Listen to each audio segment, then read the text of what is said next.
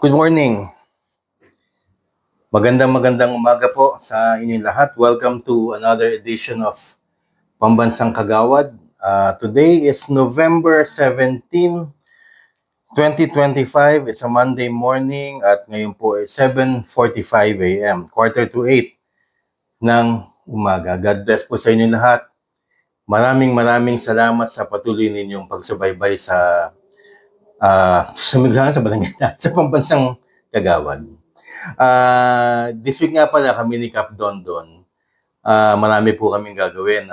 I-interviewin po namin yung mga nanalo sa Galing Pook sa Barangay Tayo. At syempre, tomorrow, pupunta ho ako sa isang hotel at papakita po natin kung ano nangyayari.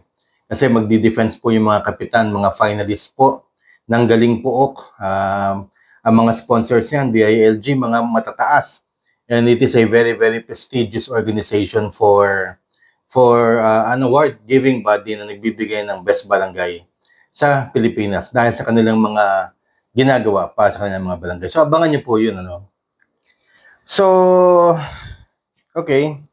Valid na nga ang Republic Act 12232 at constitutional na, sinabi ng Supreme Court. At sinabi nga ng Supreme Court na dahil constitutional yan, ang susunod na election natin is on November 2, 2026. Yan nakalagay sa batas. 4 years, 3 terms. Okay.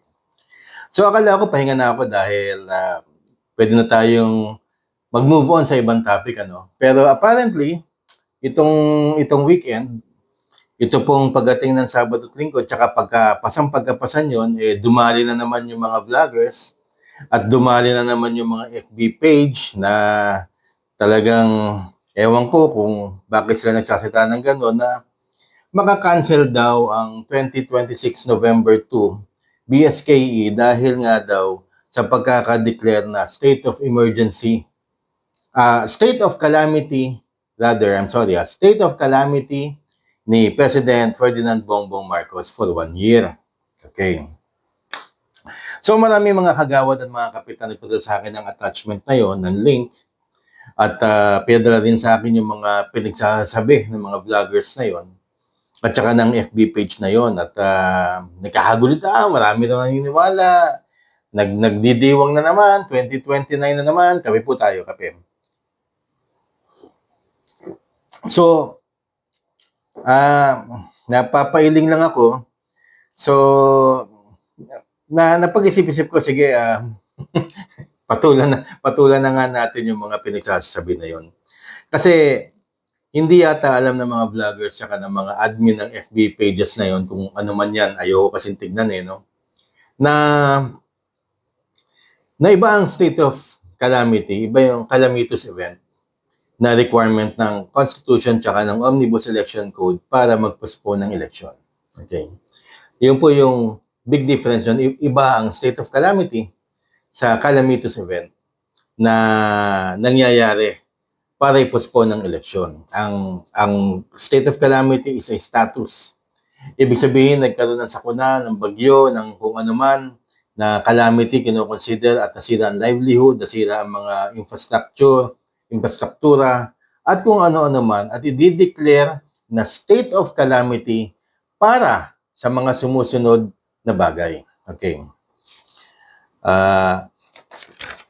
Kodigo, para eksakto para sa inyo, Kaya na ho nagde-declare ng state of calamity si President Ferdinand Bongbong Marcos Jr.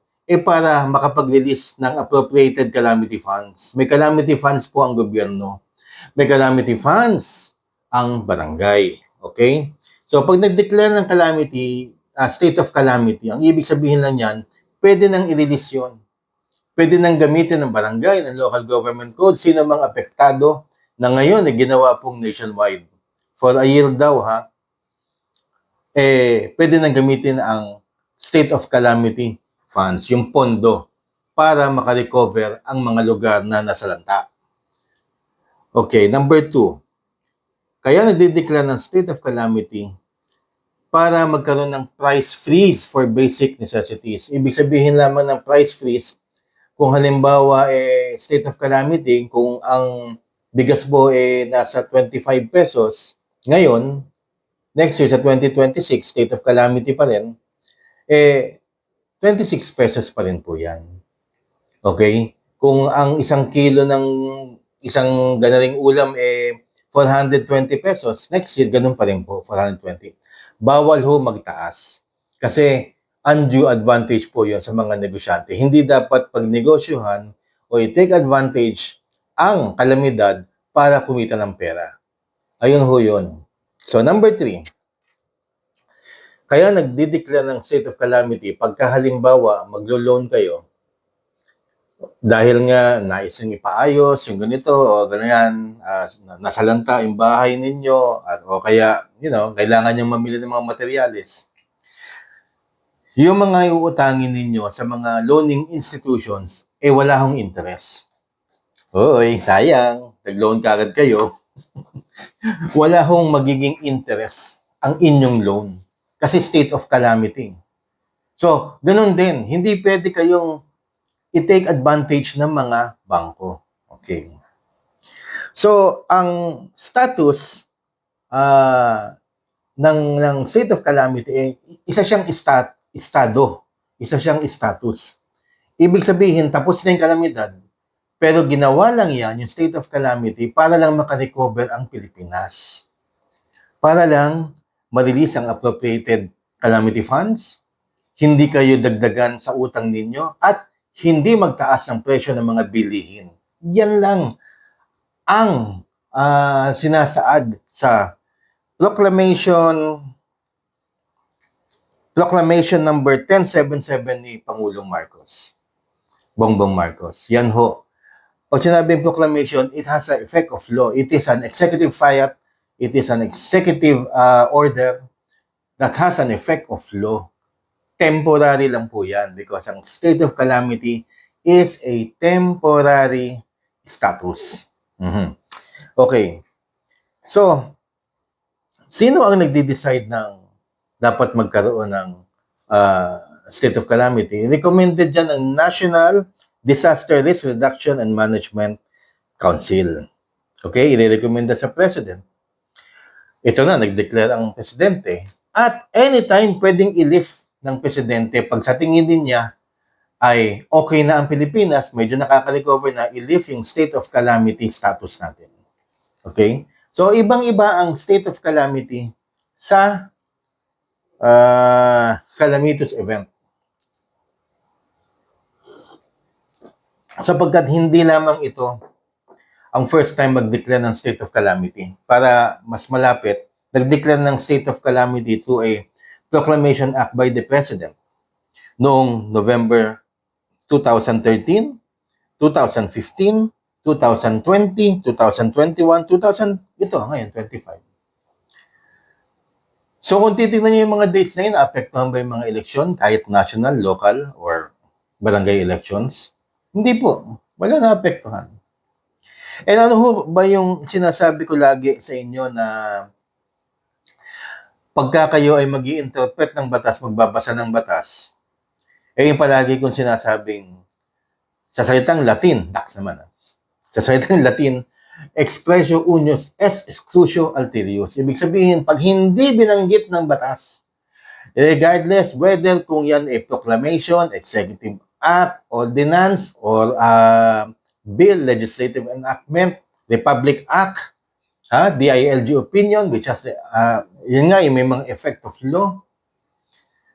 Pag hindi binanggit, ay di wala. Yun lang. Pag hindi binanggit ng batas, wala. So, hindi binanggit sa Proclamation number 1077 na kapipirma lang ng Presidente na state of calamity ang buong bansa for a year daw, walang sinasabi doon na makakancel ng election sa November 2, 2026. Yun po ang biggest difference. Yun po ang rason kung bakit niloloko na naman kayo ng mga vloggers na yan o kaya sasayita sila na hindi nila alam na walang legal basis, walang legal jurisprudence.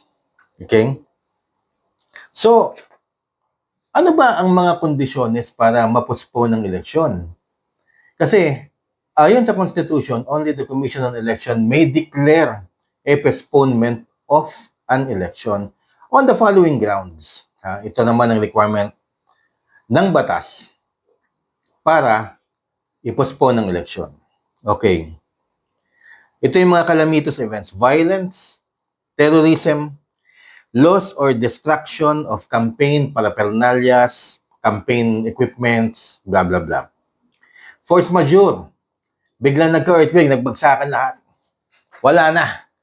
Diba? Paano makakapag-eleksyon? Pati Comelec, bumagsak. Huwag naman sana, no? Pero yun, yung mga force majeure. Ibig sabihin ng force majeure, act of God. And other analogous causes. Ibig sabihin analogous, kapareho. So, mga iniisip ko lang, ano ba mga kaparehong pwede makapagpigil? Calamitous event. Ano ba yung calamity na yun na talagang kahindik-hindik? Gera. International war, world war. Civil war, wag naman sana. O, dito mismo sa bayan natin, nagkakaroon ng gera. And other calamitous events. So, iba yung state of calamity, which is a status. Iba yung calamitous events na nangyayari kaya hindi matutuloy o i-declare ng COMELEC na hindi itutuloy ang November 2, 2026 election. At ang legal jurisprudence niya, nakasaad yan sa Batas Pambansa 881 Omnibus Election Code na pinirmahan ni Ferdinand Marcos Sr., yung tatay, 1985. Matagal na ho yung batas na yan. So these are two separate things. Nalilito siguro yung mga vloggers at nalilito yung mga FB page na isa siya, pagka nag-declare ng state of calamity, calamitous event, isa siya sa mga conditions na hindi nila ma-define kung ano ang ibig sabihin ng calamitous event at hindi nila ma-differentiate yon sa status na state of calamity. Ewan ko ba?